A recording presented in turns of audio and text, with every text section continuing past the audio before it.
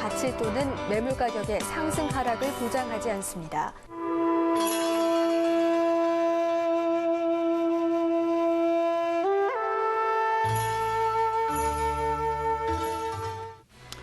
시청자 여러분 안녕하십니까? LJ부동산연구소 임동욱 소장입니다.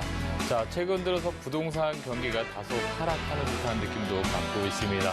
자, 2008년도에도요, 그때도 이제 부동산 경기가 상승하다가 또 하락하는 모습을 봤을 때 그때 가장 기본으로 돌아가는 투자 방법이 가장 안전한 투자가 아니었나 싶습니다. 자, 그 기본으로 돌아가는 투자가 어떤 투자인지 오늘 살펴보는 시간 가져보도록 할 텐데요. 자, 방송을 보시면서 언제든지 궁금한 사항이 있으시면 서울전화 02-552-7440, 552-7440으로 전화 주시기 바라겠습니다. 자, 얼마 전까지 부동산 분양권 거래가 활발하면서 아파트에 대한 어떤 거래량이 상당히 좀 많다가 최근 비수기와 맞물리면서 거래량이 다소 하락하는 모습을 보여줄 수 있겠습니다. 자, 이렇게 부동산뿐만 아니라 경기는 항상 상승과 하락을 반복한다는 점을 염두에 두시고요. 하지만 부동산 투자는 늘 계속 되어야지만 상승기에 있을 때 또 시세 차익도 보실 수 있겠고요. 또 앞으로 부동산은 시세 차익이라기보다도 월 임대료에 따라서 움직이는 시장도 굉장히 중요한 시장이다라고 볼 수가 있겠습니다. 자, 따라서 2017년도에는 앞으로의 부동산 시장을 전망해보는 시간 좀 가져보도록 하겠습니다. 자, 첫 번째로는요. 자, 우리나라 주택 보급률 많이 들어보셨죠? 각 세대가 갖고 있는 주택에 대한 보급률을 약 103%로 보고 있습니다. 자, 그렇다면 103%라는 것은 우리나라 주택이 100% 이상이 되겠죠. 그러면 누구나 다 집을 갖고 있다라는 어떤 통계치가 나오게 됐는데, 자, 자가 비율을 한번 살펴보도록 하겠습니다.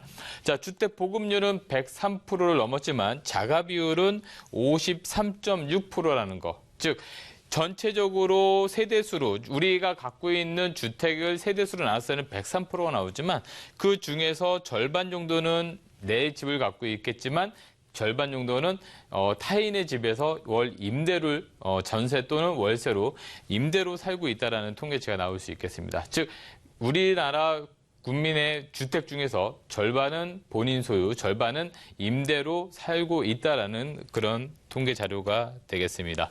자, 우리가 2008년도 이후를 뉴 노멀 시대라고 얘기를 합니다. 자, 2008년도의 계기를 굉장히 좀 중요한 계기로 보는 것이 뭐냐면 그 이전에 지금 우리가 2016년도에 부동산 경기가 굉장히 상승하면서 아파트 가격이라든가 재건축, 재개발 가격이 계속 상승하는 모습을 봤었는데 자, 2008년도에도 그런 모습을 보았던 적이 있었습니다. 자, 그러다가 2008년도에 글로벌 금융위기 이후로 여러 가지 부동산 경기에 어떤 신호등이 그 빨간 적신호가 켜졌다라고 했을 때 지금도 사실 그때로 간다라고 할 수는 없겠지만 그래도 항상 부동산 경기가 하락될 수 있다는 가능성을 열어두고서 우리가 투자하는 전략에 대해서 한 번 더 알아봐야 된다라고 말씀드릴 수 있겠습니다. 자, 2008년도 이후로 우리는 뉴 노멀 시대다라고 얘기를 합니다. 자, 저성장, 저금리. 앞으로도 저성장, 저금리는 계속 될 것입니다. 자, 우리나라뿐만 아니라 전 세계 경제가 그렇습니다. 저성장, 저금리 계속 갈 것이고요.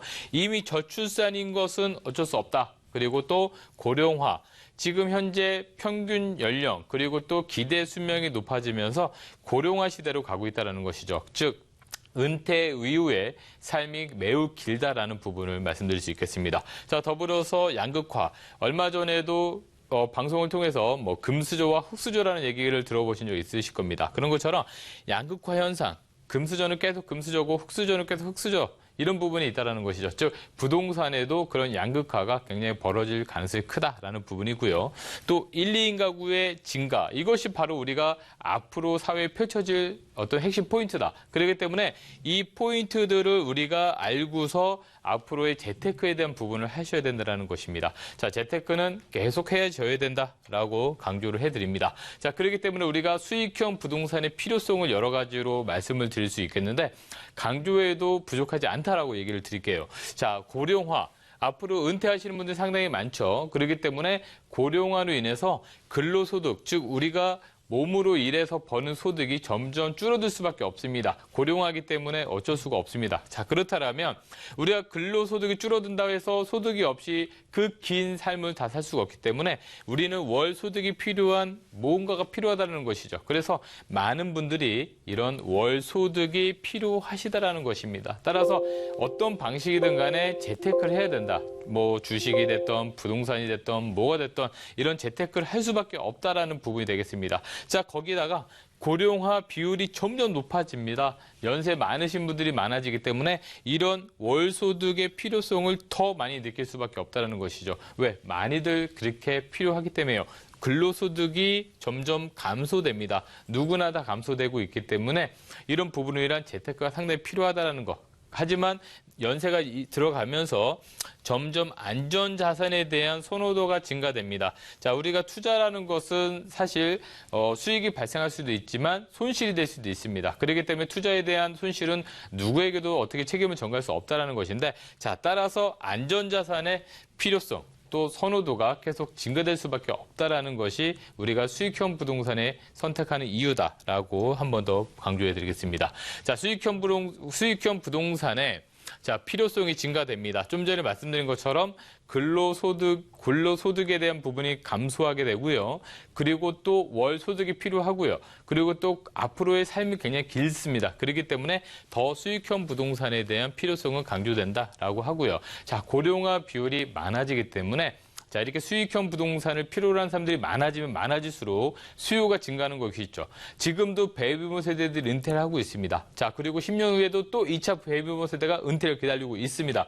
하지만 우리나라 땅은 한정적이기 때문에 이런 수익형 부동산에 필요로 하는 수요는 계속적으로 증가될 수밖에 없기 때문에 이런 부동산의 가격은 상승할 수밖에 없다라는 것이 공급과 수요의 원칙에서 나올 수밖에 없다라는 것입니다. 자, 그래서 우리가 필요한 거, 고령화 시대에 필요한 안전재산, 그런 것들은 바로 수익형 부동산으로 얘기할 수 있는데, 따라서 안전한 부동산의 안정성과 그리고 또 월세가 나오는 수익성 두 가지가 매우 필요하다는 것이죠. 따라서 부동산의 안정성과 수익성에 필요한 것들은 계속 인기를 끌 수밖에 없다는 것이고, 이런 수익형 부동산의 수요가 증가되면서 공급은 더 감소될 수밖에 없는 그런 입장이다라고 보시면 되겠습니다. 자, 그렇다면 수익형 부동산은 어떤 것이 있는지 한번 살펴보겠는데요. 자, 일단 월세가 많이 나오는 것들은 많이 아시는 것처럼 상가가 월세가 좀 많이 나오겠죠. 그리고 또 오피스나 또는 업무용 빌딩 이런 것들도 월세가 나옵니다. 월세가 나오고요. 자, 다세대 주택, 역세권에 있는 다세대 주택은 월세가 나옵니다. 그리고 또 오피스텔, 요즘에 또 아파텔이다라고 해서도 많이 나오고 있습니다. 자, 그리고 또 제주도라든가 또는 그 도심권에 있는 분양형 호텔. 자, 이런 것들이 전부 다 월 임대료를 받을 수 있는, 우리가 월세를 받을 수 있는 상품이다라고 얘기를 하는데요. 자, 이렇게 월세를 필요로 하는 사람들이 계속 증가될 수 있다라는 부분을 한 번 더 보시고 봐야겠습니다. 자, 수익형 부동산의 공급이 감소된다. 왜 공급 감소될까요?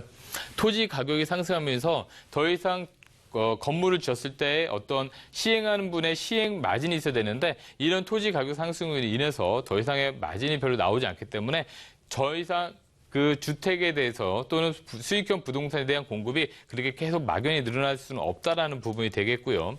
또 수익형 부동산의 수요가 증가함으로써 그 수요를 전부 다 맞출 수 있는 공급이 부족할 수밖에 없을 것이다라는 부분이 되겠습니다. 자, 그리고 이제는 이 임대소득, 우리 좀 있으면은 주택 임대소득세에 대한 부분이 과세가 되게 되겠습니다. 자, 그런 것처럼 각종 세금, 거기에 더불어서 이제 의료보험, 그리고 또 연금보험 등 각종 간접 세금까지도 올 수 있기 때문에 이런 세금에 대한 증가분이 증가될 것이다라는 부분이 있겠고요.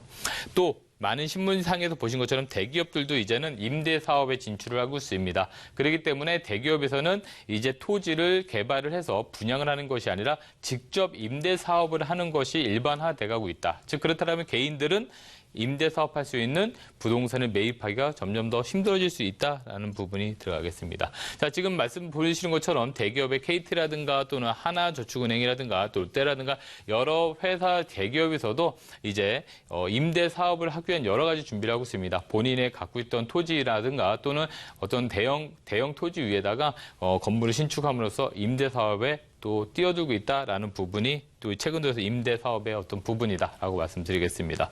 자, 주택 임대 사업을 하셔야 되는 부분이 되겠는데요. 좀 전에 말씀드린 것처럼 수익형 부동산 종류는 상당히 많습니다. 상가도 있었고요. 오피스도 있었고 분양형 호텔도 있었고 여러 가지 있었습니다. 그런데 우리가 왜 주택 임대 사업이다라고 얘기를 하냐? 그 중에서 그래도 가장 안전한 것이 바로 주택이다. 자, 우리가 부동산에 투자하는 이유는 바로 안정성입니다. 그런 것처럼 이 주택이라는 부분은 상가나 이런 것들은 사실 부동산 경기뿐만 아니라 전체적인 경기에 따라서 공실의 위험성이 있을 수 있겠지만, 자, 주택이라는 부분은 그래도 의식주 중에 하나입니다. 따라서 공실의 위험성이 그만큼 높지 않기 때문에 그래서 그 수많은 수익형 부동산 중에서도 주택을 선택하시게 되면 그래도 공실의 위험성이 상당히 낮다라는 부분이고요. 자, 주택 같은 경우에는 그래도 아직까지 임대소득세라든가 부가세라든가 여러 가지 세금에 대한 혜택이 있습니다. 그래서 일반적으로 부동산에 있어서도 세금에 대한 절세 방안을 찾는 것이 무엇보다 중요하겠다라는 부분이 되겠고요. 자, 임차인의 관리가 수월합니다. 자, 1, 2인 가구가 증가하면서 학생이라든가 직장인들이 임차 수요를 잇따르면 최소한 임차인에 대한 관리가 수월해진다는 부분이 있겠고요. 그리고 더불어서 이제는 전문적인 관리 회사들이 등장을 함으로써 이 관리 회사를 통해서 관리를 받았을 때 매우 수월하게 관리를 할 수 있다는 부분이 되겠고요. 주택을 하신다면 임대소득이 그래도 안정적으로 나올 수 있다는 부분에 따라서 내가 월급을 받듯이 따박따박 받을 수 있는 부동산은 수익형 부동산 중에 주택 쪽이 좀 더 편리하실 것이다 라고 말씀을 드리도록 하겠습니다. 자, 주택 중에서도 이 빨간색이 보이는 것이 바로 상업지역입니다. 업무 지역이 밀집되어 있다는 것이죠. 자, 이런 것들은 어떻게 동그라미를 쳐보면은요, 바로 우리 서울시에서 제정하는 서울시 2030 기본계획과 거의 같습니다. 그래서 강남 지역이라든가 또는 종로나 중구 같은 한양 도성 그리고 영등포 같은 이런 3도심 지역에 주로 이제 임차인들이 많이 거주하는 부동산이 필요하다라고 좀 얘기를 드릴 수 있겠습니다. 자, 그래서 주택임대 사업이 가능한 부동산은 직주 근접, 직장과 가까운 곳, 역세권에서 가까운 곳, 그리고 면적이 크지 않은 소형 면적의 주택, 그리고 임차인들이 최근에 원하는 무인 택배함이라든가 CCTV라든가 엘리베이터 구조로 갖춰 있는 그런 부동산이 임대 사업이 가능한 부동산이다라고 말씀드릴 수 있겠습니다. 자, 오늘 앞으로 우리가 2017년도에 준비할 부동산이 무엇이냐라고 얘기를 드렸었는데, 자, 그것이 바로 주택에 대한 임대 사업을 하는 것입니다. 따라서 어디에 해야 되고요. 그리고 어떻게 해야 되는지를 말씀드리겠습니다. 그래서 다음 시간에는 주택임대 사업이란 무엇인지, 그리고 또 등록 요건은 무엇인지, 그리고 또 혜택은 어떤 것이고, 또 주택임대 사업자는 어디다 해야지만 또 편하게 또 임대소득을 발생할 수 있는지, 그리고 또 마지막 단점은 무엇인지라는 부분도 한번 살펴보는 시간 가져보도록 하겠습니다. 자, 이렇게 부동산에 있어서 가장 중요한 기본이 바로 월세를 받을 수 있는 부동산입니다. 지금 당장 월세를 안 받고 그 전세를 활용한 투자를 이후에 나중에 월세를 받는다 하더라도요, 이렇게 월세가 가능한 부동산에 투자하는 것이 매우 중요하겠다라는 말씀 드리겠습니다. 자, 무료 세미나가 준비되어 있습니다. 매주 수요일 오후 2시에 공동역에서 무료 세미나 선착순 10명만 합니다. 자, 필살기입니다. 임대 소득이 가능한 부동산을 소액으로 투자하는 방법에 대해서 말씀드리고 있습니다. 자, 신청 전화는 서울전화 02-552-7440으로 신청해 주시고요. 자, 두 번째 시간에서는요, 투자에 도움될 만한 매물을 소개해드리는 시간 가져보도록 하겠습니다.